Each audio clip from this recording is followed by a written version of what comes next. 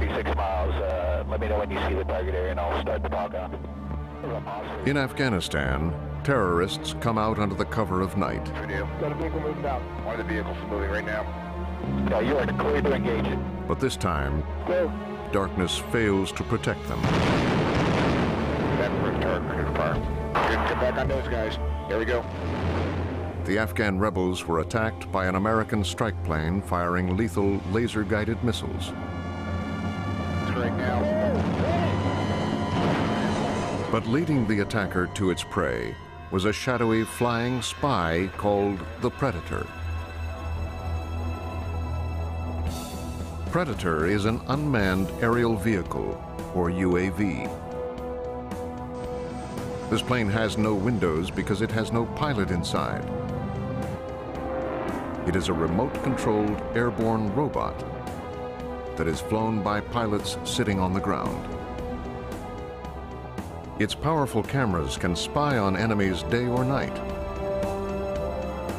And this visual information can tell commanders where the enemy is located and when to send in strike planes to attack. More people clear to engage all those. Its own missiles have destroyed critical targets in Afghanistan and Yemen, making Predator the UAV star. But it is hardly alone. 3, 2, 1, launch. From flying spies that fit in your pocket to soaring jets that roam halfway around the world, today's UAVs are capable of far more than aerial surveillance, and in time may completely change the way we fight wars. And it could be someday that someone is flying a simulator someplace in the United States, which is actually flying a combat vehicle someplace else. But many of our UAVs have been shot down or crashed all on their own, leading some analysts to wonder if they are as good as their backers claim. We continue to be several years and several $billion away from actually fulfilling their promise. Yet that very promise, to know an enemy's whereabouts, to fight air wars without pilots, could make UAVs the most significant weapons of the 21st century. The bombs have just been released. Spies that fly, coming at you on Nova.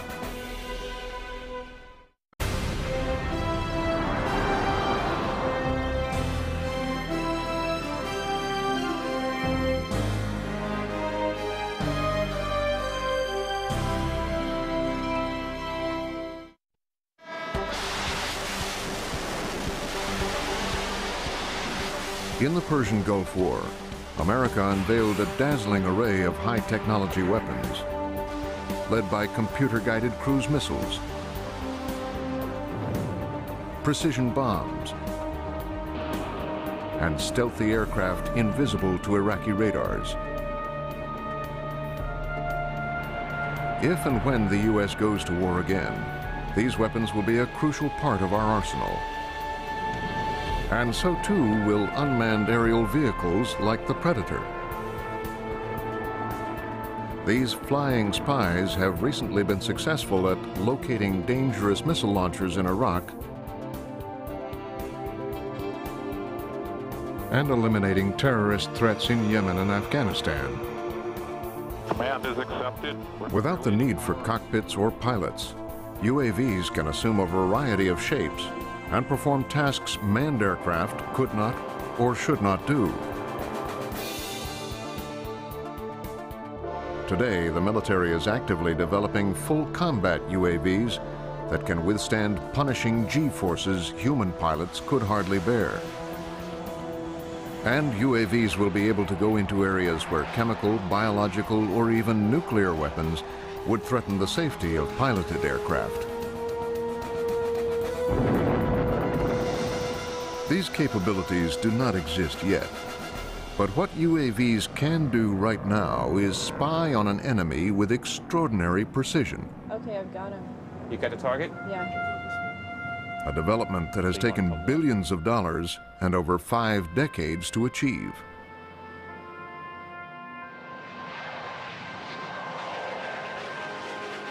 Long before unmanned aerial vehicles, this piloted aircraft, the U-2, was synonymous with the word spy plane, and for a time was America's best-kept Cold War secret. There's a wonderful memo from Edwin Land, the founder of Polaroid, writing to the director of the CIA in 1954 saying, you ought to get into this program of overhead photography. I know just how to do it. One flight will take pictures of a strip of the Soviet Union 250 miles wide and 2,500 miles long. Imagine what you can see then. CIA went ahead with it. The U-2 could cruise 12 miles above the Earth for hours at a time and take still photographs from this dizzying height. Its panoramic cameras held a mile-long spool of black and white film that produced photographs of such detailed resolution. Their quality has rarely been matched, even today. And since the Russians could not reach them with fighters or missiles, U-2s had free rein to photograph the most secret Soviet military sites. Your eye will be drawn. But it took a trained analyst to understand what the photos revealed. Now, one of the things that the Soviets did, they had a penchant for what we call horizontal security. So that their strategic installations, they would have as many as 4 or 5 fences. And that's very visible from above. So, 1, 2, 3, 4, 5 fences. So finding missile sites in the Soviet Union, it wasn't that hard. For the pilots who captured these images, the long photographic missions were anything but easy. If a U-2 pilot is flying for, let's say, 9 hours plus, one of the problems that you have to worry about is basically staying awake sometimes because you're in an orbit for long, long periods of time.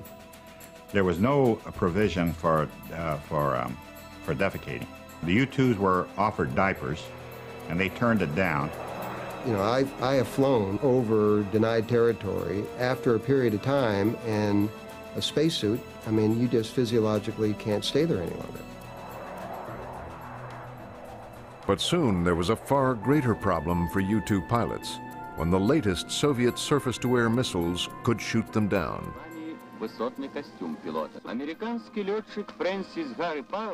The first pilot to get hit was Francis Gary Powers.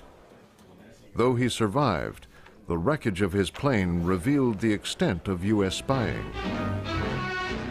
In Moscow, Nikita Khrushchev is shown as he told the Soviet Presidium. Powers was politically embarrassing to the United States, but the U-2 did not stop flying, and in 1962 proved its immense value to the American public. This government, as promised, has maintained the closest surveillance of the Soviet military buildup on the island of Cuba. In October of 1962, U-2s had taken photographs showing the Soviets building secret ballistic missile sites on Cuba. Area. This was all new since the last time we had seen the area, which was about... Dino Brugioni was one of the first to see the evidence. But what drew their eye was that these objects didn't belong. This is ranch country. And here they were seeing 100-foot tents, 65-foot objects, and you know, these weren't manure spreaders, or these weren't things that you would associate with a ranch. Armed with this conclusive evidence, President Kennedy challenged the Soviets to remove the missiles or else. It shall be the policy of this nation to regard any... The Russians backed down, withdrew their missiles, and the crisis subsided. I may say, gentlemen, that you take excellent pictures. The work of these 2 units. Although the U-2 was hero of the moment, there is a little-known irony to the story. Even before the Russians withdrew, U-2 pilot Rudolf Anderson was killed over Cuba when his plane was shot down by Russian-made surface-to-air missiles. Piloting a spy plane was becoming extremely hazardous. Fortunately, America had developed another aerial spy that could take on dangerous missions risk-free, because it was unreachable and unmanned. The Corona Spy satellite orbited above the range of conventional weapons and was capable of even far greater surveillance feats than the U-2. I'll give you the basic comparison. There were 24 flights of U-2s over the Soviet Union from 1956 to 1960. The 24th was Powers. The first single Corona spy satellite mission took more footage of the Soviet Union than all 24 of those flights put together. Corona's cameras were programmed to snap pictures only when its flight path brought it over targeted areas. But how would it get its film back? Unlike the U-2, satellites cannot land. So Corona had to jettison its spent film in capsules, which were plucked out of the air by catcher planes. As ridiculous as it seems to be catching canisters of films out of middle air with a net, they brought back miles of footage of the #1 adversary the United States faced. The Corona satellite system worked like a charm. But the information it provided was days old by the time the film got down and developed. This would soon change when virtually all satellites, regardless of their function, carried transmitters that could send data back to Earth electronically.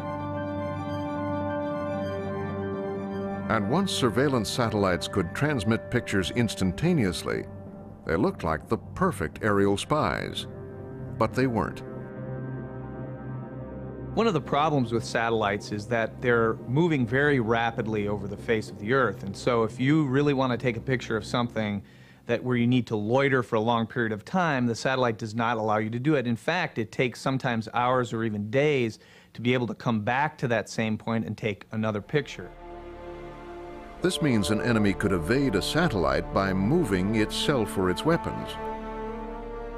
Although U-2s were better at tracking enemy movements, they could still be shot down.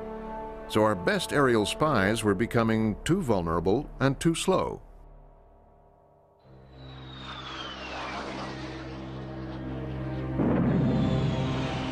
Both limitations were made painfully clear in Vietnam. Cloudy and covered with jungle, it was difficult to get clear pictures of the enemy from either of our flying spies. Even worse, North Vietnam had acquired the latest Soviet anti-aircraft guns and missiles which could be quickly moved from place to place. And since we couldn't find these weapons, American pilots were always at risk of getting shot down. We lost pilots, we lost aircraft, and many of those pilots ended up being huge political liabilities because they ended up being prisoners of war.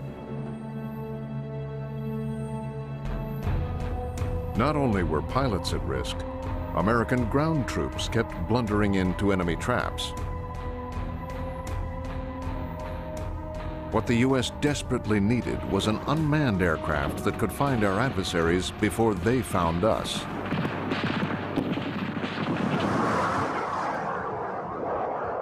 Our first UAV was a target decoy called Lightning Bug. The military outfitted the jet-fast drone with automatic cameras and a primitive computer that let operators program its route by setting target points on a map and calculating the speed and altitude required to reach them. But this crude navigational system was not very accurate, and the Bug would often parachute back to Earth without one frame of useful film in its cameras.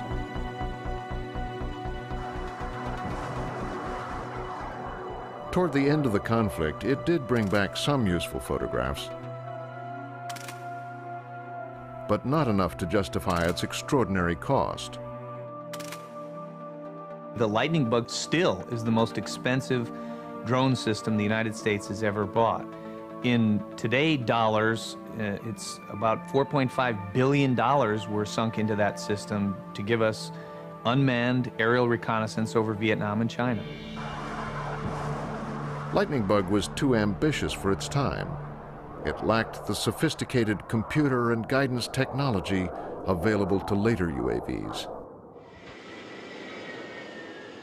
But Vietnam would also reveal the limitations of other weapon systems as well.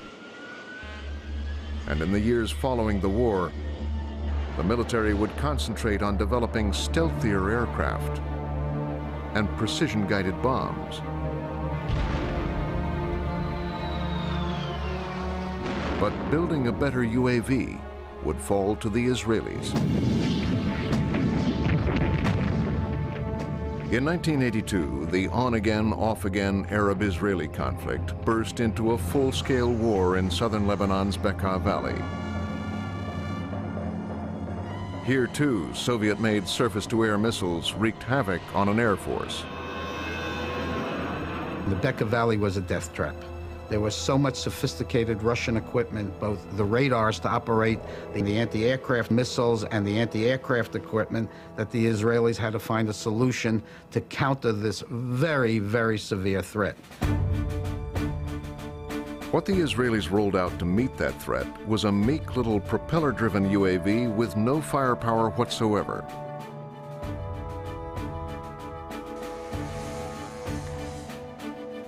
A much simpler concept than Lightning Bug, it was controlled from the ground with radio signals, just like a big model airplane. And like a model airplane, it was slow and had limited range. But the Israelis installed signal generators on the little flyers that created the radar signature of much bigger planes. On June 9, 1982, the Israelis sent a wave of UAVs straight at the Syrian missile sites. The UAV sent out false signals that made the enemy think that they were fighter airplanes, and they turned on the radars. Once those systems became active, they were then vulnerable to jets that would come in and launch anti-radiation missiles at those systems. It allowed the Israeli Air Force to destroy all of the radars which control the ground-to-air rockets. Once the SA-6 systems were neutralized, the Israeli Air Force had free reign over the Bekaa Valley and proceeded to shoot down almost any Syrian aircraft that got into the air. If I remember my numbers, it was 96-0. The Israeli UAVs also carried live video cameras. Now they could track enemy movements in real time and, if necessary, direct ground or air forces to take them out. The Israeli success in 1982 had a great impact on the U.S. military because, frankly, we didn't have that kind of a capability at that point. As late as 1983, when the horrible Marine Corps barracks bombing occurred, we still did not have any ability to use an unmanned vehicle to get up over the top of Lebanon and Beirut and see what was happening. In 1983, a terrorist car bomb destroyed the Marine barracks in Beirut, killing 300 men. Once again, a swift and stealthy enemy had inflicted a devastating blow.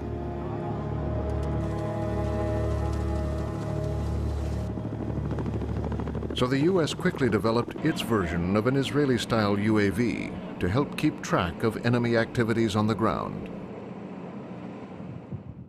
Called Pioneer, it first saw action in the Gulf War. It was not impressive looking, but it had powerful video cameras and could stay aloft for hours at a time.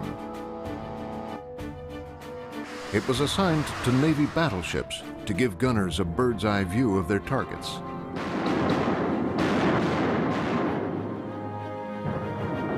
They saw the result immediately of where the shells landed, and then if they had to fire more or go to the left 100 yards or go to the right 100 yards or go further out 50 yards, real-time targeting and damage assessment.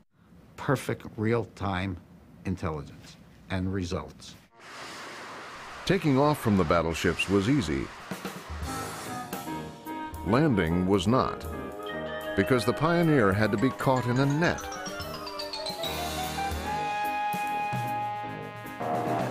They managed to catch it most of the time, but the result often grounded the plane for repairs.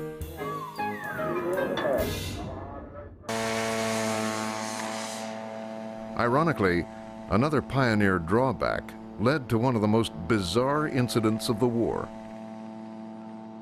Really, the Pioneer is not totally stealthy. Had a kind of a loud lawnmower type of an engine, and the Iraqis finally figured out that when you'd hear this lawnmower engine overhead, soon thereafter, there were very large rounds that would descend on them from these battleship guns.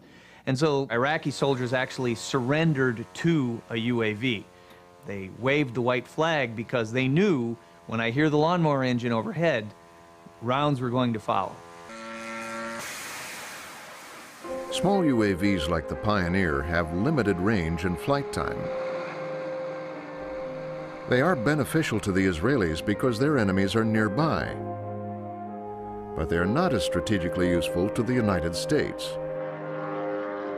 The United States is a big country, our enemies are big, we operate over very long ranges, and so for the United States, we basically need much larger drones that can fly for a longer time, and until recently the technology simply wasn't there to do it reliably. The Pioneer can fly only if it can receive the radio signals sent from the ground station. This line-of-sight link is also necessary to get video images back to the station. Once it flies over the horizon, the link is broken and the plane cannot function. To defeat the curve of the Earth, a UAV needs another plane or satellite to relay the signals back and forth. Such a UAV would need more room for a satellite receiver and a powerful transmitter. And if it could also access global positioning satellites, it would know its location over the Earth at all times and would never waver off course. The first UAV that could do all of this was the Predator. The real key to making Predator different than what we had before is the fact that the airplane will fly for 40 hours if you want it to stay that long. You eliminate all this transit time back and forth that you have with smaller tactical airplanes. The Predator was first used in 1995 over Bosnia. It was a very long loitering system that could fly at about 20 or 25,000 feet. It was quite successful early on. It was a revelation to many of our commanders who for the first time could watch in real time on their desks a television that was giving them imagery of action that was occurring in Bosnia. In Bosnia, Predator had a mixed reputation because icing problems caused it to crash. We're there, start talking. But its performance improved by the time it was used in Afghanistan. That's affirmative. Predator is extremely difficult to see or hear. This one is flying at less than 1,000 feet. At 20,000 feet, it is virtually impossible to spot. It has a long 50-foot wingspan that helps it glide and hover on very little fuel. Its upside-down tail protects the propeller, which is in the rear, so it won't block the view of its cameras and other sensors located underneath in a swiveling mount. Here are the lenses for its color daylight camera, its infrared camera, which sees heat signatures at night, and its synthetic aperture radar, a dazzling new sensor that can literally see through clouds. Normal radars can also see through clouds, but the objects show up as blips on a screen. We had really highly trained people to interpret radar images. We used to call it blobology, because you saw these images that look like blobs, and they come back and say, well, that is an SA-5. And you'd look at it and go, right. But synthetic aperture radar can take those blobs and recreate a real-world object. Today, I can interpret what is. So the resolution from radar is just incredible. And Predators are equipped with one other system that proved so successful in the Gulf War. We also carry a laser designator so that we can designate for missiles fired from Predator or from missiles fired from tactical airplanes. Once Predator was armed with precision-guided Hellfire missiles, it became a killer as well as a hunter, and today performs both missions. The Predator is operated from a ground control station which is brought to the closest and safest airfield. All right, just keep scanning the area, see if you can pick up any targets to the west of the field. Inside, an actual Air Force pilot flies it with a joystick or puts it on autopilot as if he were in a real cockpit. Okay, I'm going to come hard about, headed towards the target to reduce the range. We can get a better... He monitors the plane's altitude and speed, and can even see through a camera mounted in the plane's nose. All right, that's how we'll do that. A sensor operator scans video monitors, watching for enemy activity. Okay, I've got him. You got the target? Yeah, he's moving towards the gate. How are we doing? Doing perfect. In this exercise, the team has found an unauthorized vehicle in a restricted area. Thank you. The Predator's camera tracks and notes its position and stays glued to the target, which cannot escape even when the driver realizes he's being followed. He's not getting away from you, is he? Okay, coming to a right turn, heading due south. Today that we have to keep an eye on, I guess. Yeah. But here we see the camera zoomed in on the target. When the Predator's cameras try to survey a wider area, they are not as effective. Predator is a very good way for following a truck driving down a highway. It's not a very good way to look over an entire city to try to find that truck to begin with. It's very much like looking through the proverbial soda straw. If you know where the target is, if you know pretty much what you're looking for, it's a good way to keep track of that target, but that narrow field of view camera really isn't going to help you find things unless you already know where they are. The lower Predator flies, the clearer its images become. But this increases its vulnerability. So it's safer to operate at night. But this is not always possible. Here, a Predator monitoring activities in Iraq is being targeted by Iraqi missiles.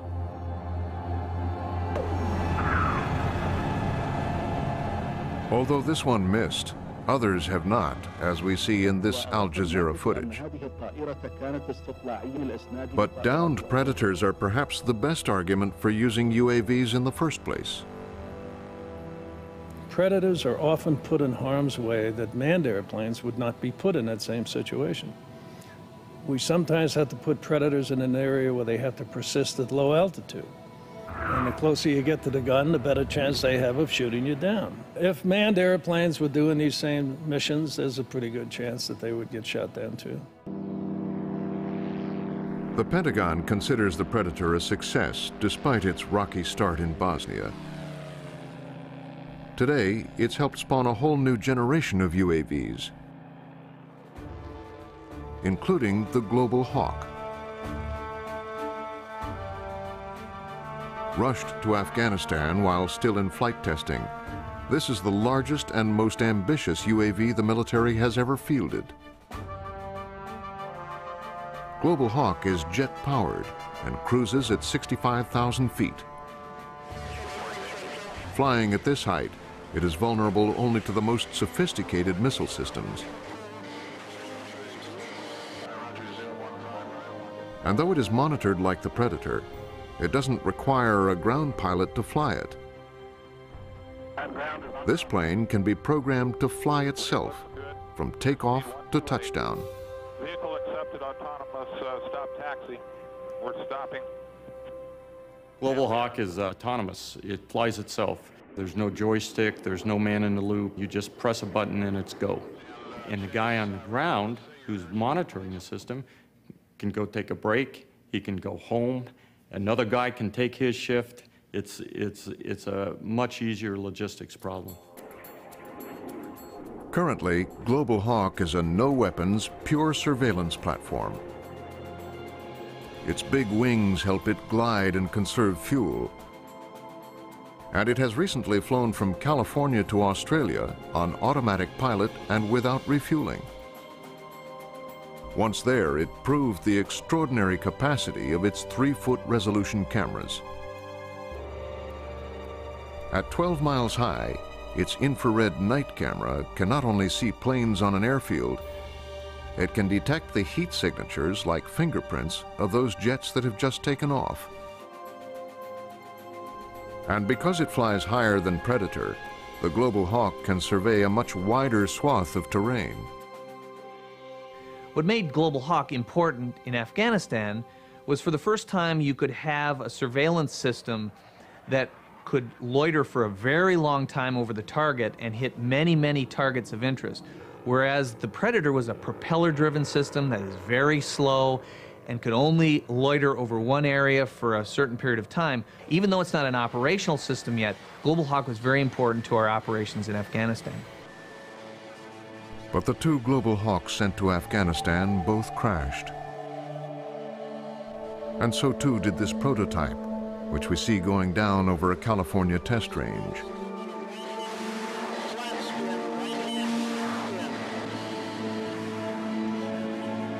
In a desperate attempt to regain control, operators try releasing fuel to make it lighter. But like most pilotless planes, it was not equipped with a costly backup control system. So the big jet keeps spinning and tumbling until it crashes. The cause linked to software problems.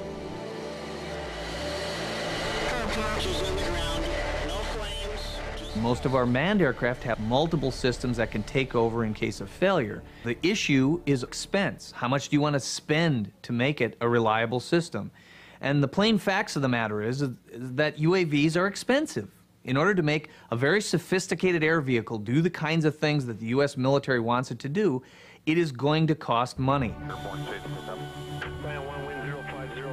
The sales pitch for UAVs used to be that they were cheap and expendable. 2 feet right and looking good. At $40 million each, the Global Hawk already costs more than many manned aircraft. Now, to make it reliable, its price tag will certainly rise. But will more money produce a better airplane? The Air Force is betting it will. Global Hawk has done a fantastic job for us. We're going to make it better by what we have found from some of these minor setbacks.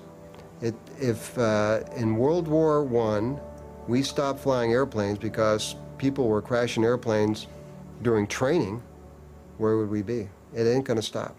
We're going to make more, we're going to make them better, and we're going to employ them more. I mean, that is the future. But will the big UAV come online as successfully as its advocates hope? The United States has been working on reconnaissance drones for upwards of half a century now, and the Predator is the only one that's really gone into production with some degree of satisfaction. We're on the verge of being able to get these UAVs to give us some really important capabilities, but we continue to be several years and several $billion away from actually fulfilling their promise.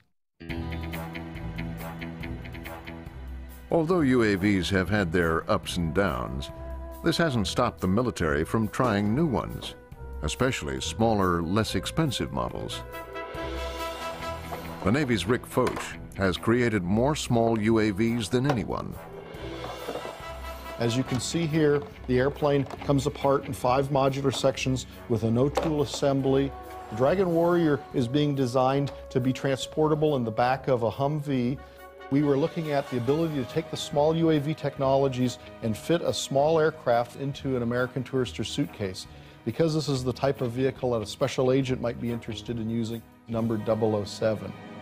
This is one of my very favorite small UAVs. This aircraft was initially designed to fly in the atmosphere of Mars for planetary exploration and be deployed from a space capsule. Hey! Uh-oh.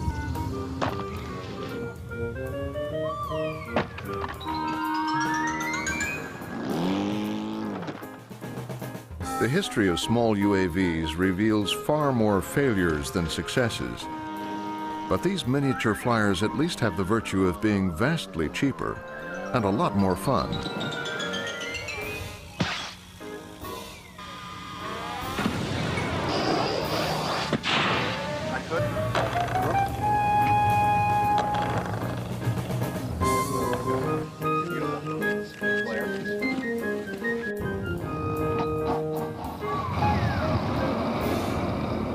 When you have it set, then you say, clear prop. Clear prop. Now, after decades of limited results, there is finally optimism over this plane. Originally developed in Rick Foch's laboratory, it is called Dragon Eye.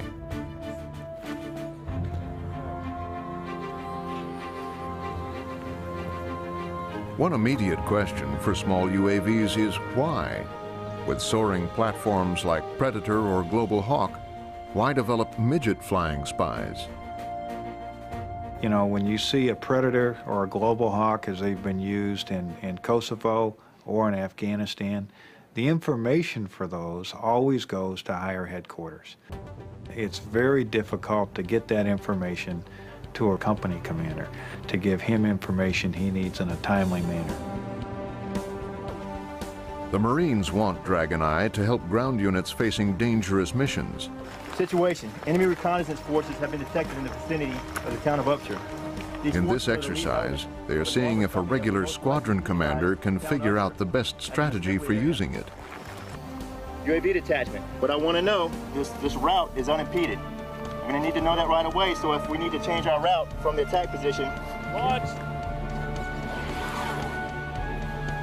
The little UAV operates just like the big ones, only on a much smaller scale. Hey, I need somebody on this antenna, black or camera. Its ground station is a rugged laptop computer, which controls the plane's flight and receives video signals from its tiny camera. Well, they're probably looking for a route. The men can also see the video in glare-proof glasses. Upshur, I'm changing it to an orbit, sir. Dragon Eye can deploy from almost anywhere. And its real-time video surveillance should make this kind of assault far less dangerous. He can take that UAV, fly it along his route that he wants to walk, and it will tell him what's on that route. Is there any kind of threats, vehicles, hazards, anything he needs to be aware of? Then when he gets to the town, he can set that UAV up in an overhead orbit, so he'll have real-time surveillance on what's happening in that town so that he can act on it. Without Dragon Eye, the Marines would have had to send an advanced team to scout the road to town and the nooks and crannies between the buildings.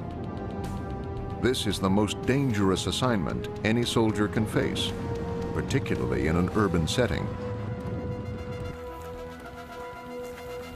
Dragon Eye is easy to launch with a store-bought bungee cord. But one of its biggest problems right now is training non-pilots to fly it. A task much harder than it looks. Come on, baby. You can make it. You can do it. Got it. Yeah. Oh. Oh. This is why the little airplane is built tough. The vehicle is designed for landings where it can crash, it comes apart, you can put it back together, reassemble it, and fly it again. It's a good airplane. Here's your winds. Coming out of 165 at 7 miles per hour. You're going to hit your first waypoint after your launch sequence. The goal is to make Dragon Eye virtually autonomous so that anyone can fly it. Now what we're going to do first is we're going to fix your launch, okay? New blank mission. Marines would simply have to plot its proposed course on a video map. Grab this and move it. Now look at the bottom now where your finger is. Look at your Then let the plane's laptop computer fly it along a pre-assigned route. So now, and then move your second waypoint over here. At the moment, the jury is still out on Dragon Eye.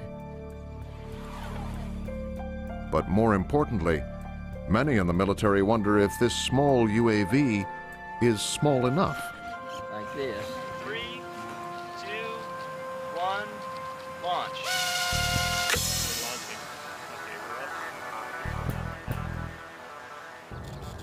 Here's the Black Widow. It works like a dragon eye, but is the size of a portable CD player. It was created by AeroVironment's Matt Keenan. Okay, here we go. The remarkable 6-inch flying disc can stay up for 30 minutes at altitudes of 600 feet or more. All right, I'm just coming over the wash now. I can see all the buildings. It returns high-quality video images from a camera about the size of a penny. And I'm up at 500 feet.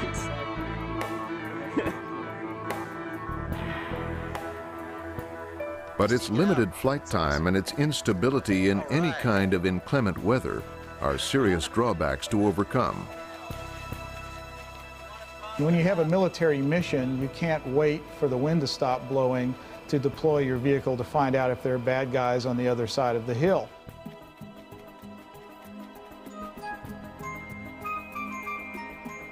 But what about indoors, where tiny flyers would not be bothered by the weather? Here, for the first time, roofs or walls would not thwart a flying spy.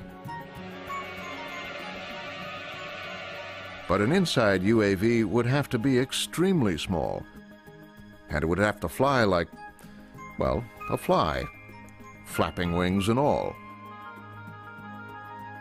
If you're trying to make a small robot vehicle fly inside, fixed-wing vehicles fly too fast to go down corridors and make turns, but with a flapping wing device, the energy is much lower and spread out in time, and we could survive a wall strike perhaps and continue the mission. A bug-like flyer once seemed impossible, but at the cutting edge of UAV technology, researchers like Rob Mickelson are studying the complex process of insect flight in an effort to build a micro-UAV. Insects and birds flap their wings. This not only propels them forward, it gives them the lift they need to achieve flight. Fixed-wing flyers work differently. They need speed and airflow around their wings to create enough lift to fly.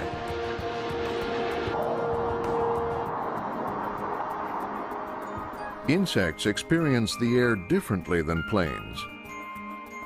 To a bee, the air is thick like water. In fact, insects do not so much fly as swim. Microflyers that work like this would make the perfect spying flies, if we could only figure out how the real ones do it. One of the problems to date is that we didn't understand how insect flight really worked. Most people are probably familiar with the old adage that the bumblebee is impossible. Well, that's only because the equations for flight didn't account for all that was going on in a bumblebee wing. Clearly the bumblebee flies, the equations just didn't show it. Today, researchers are getting close to solving the puzzle. They now know that insects use their wings to create powerful air currents and wakes, and then use those currents to help propel them along.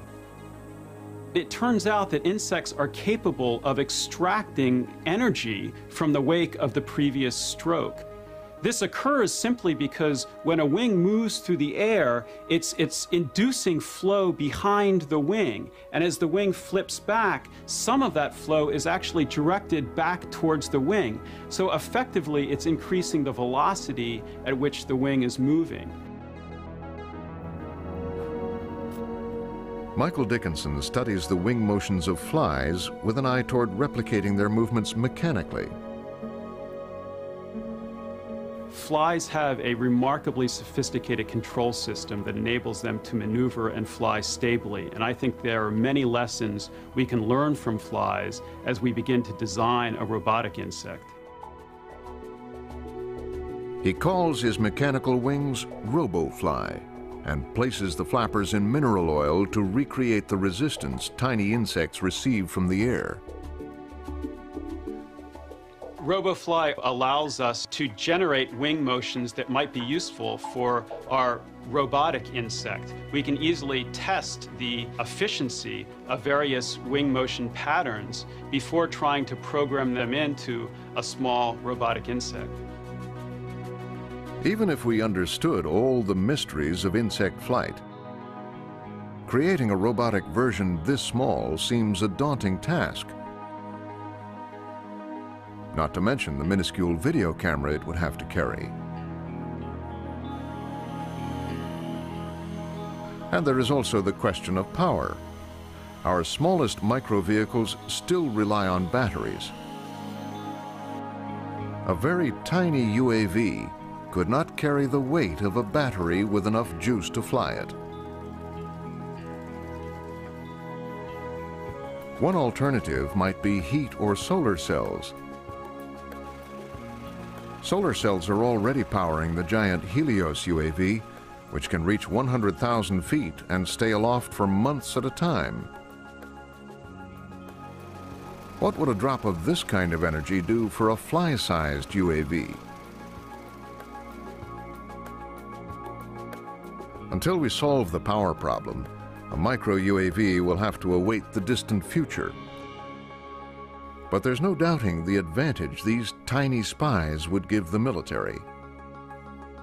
Indoors, there are no assets that can provide information back to warfighters that are about to go into a building.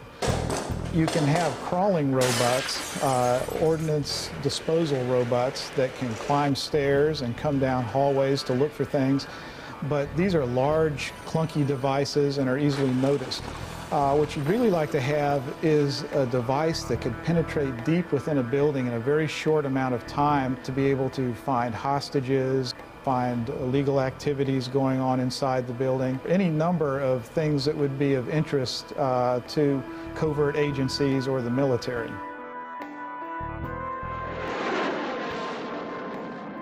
While the search for microflyers is still in the lab, the military has scores of UAV programs in active development.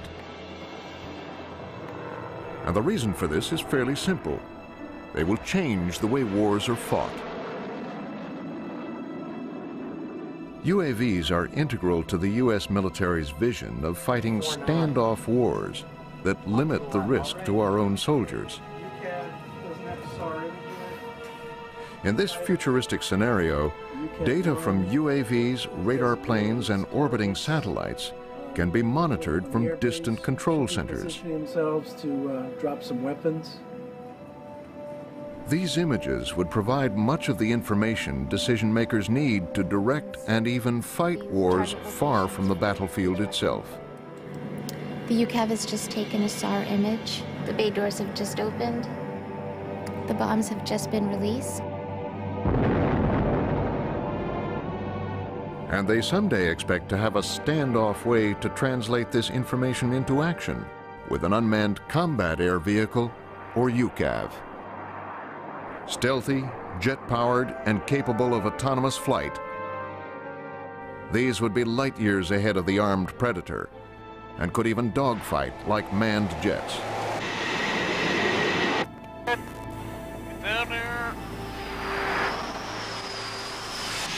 More importantly, UCAVs would probably become the initial strike force in a full-scale war. A UCAV will be one of the first systems you'll normally send into an environment because we never have perfect intelligence about what our adversary is doing. So it's very attractive to be able to send a highly capable, lethal system that is not manned before we start sending manned aircraft in there. But will pilotless strike planes increase targeting errors? Like this one in Kosovo, when a bomb mistakenly hit the Chinese embassy, killing several innocent people.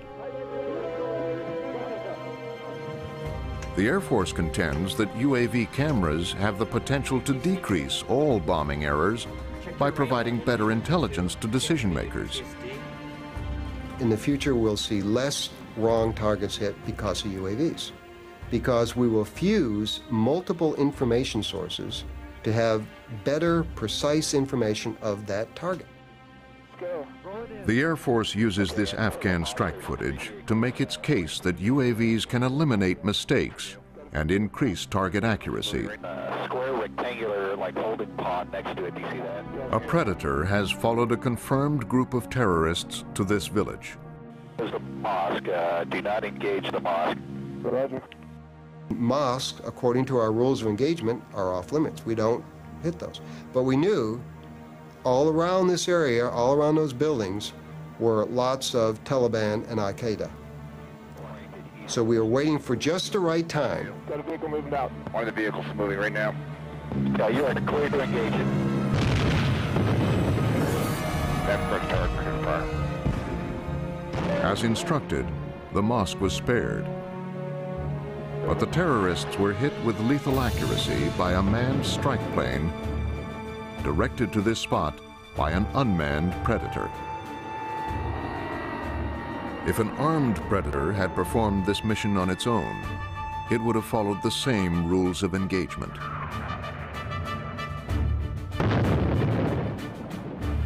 But as unmanned planes assume a greater combat role, will our Top Gun pilots resist the coming regime?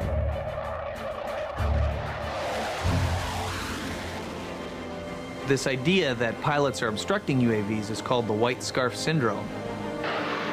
You simply can't make that argument in an environment where this one nation is pursuing UAVs like no other. In many cases, that it is pilots who have been pursuing this technology because of the way it complements their job in combat. Many of these UAVs will do jobs that pilots definitely don't want to do because they're going to get killed. Whether Right Stuff pilots will really embrace the new hardware remains to be seen. But the number of UAVs are increasing every day and are going beyond military tasks as well. They are already conducting weather analysis and watching borders for illegal immigrants and drug smugglers. After September 11th, UAVs flew surveillance missions over the White House. And there are plans for UAVs to provide security for dams and pipelines. All missions that were once flown by manned aircraft. And there is clearly more to come. We cannot uninvent uninhabited air vehicles. They are here to stay. It is the future. But in my lifetime, I will tell you that we had the ability that I could get on a commercial airplane and there may not be a pilot on it. This is your pilot speaking. Please fasten your seatbelt, relax, and enjoy the flight.